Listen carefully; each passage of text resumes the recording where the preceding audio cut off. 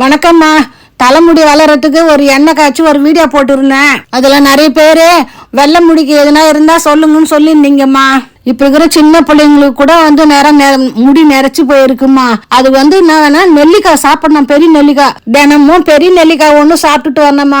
4 படம் குறையுமா. சின்ன வயசுல இருந்தே நம்ம நெல்லிக்காய் சாப்பிட்டு வந்தா கொஞ்சம் வயசான காலத்துல கொஞ்சம் லேட்டா நிறைக்கும். வயசானவங்க வெள்ளை முடி இருக்குன்னு கவலைப்பட்டீங்கன்னா மருதாணி அரைச்சி போட்டா கொஞ்சம் கலர் மாறிடுமா. அது வெள்ளை முடியும் வயசானவங்களுக்கு ஒரு அது அழகுதாம்மா.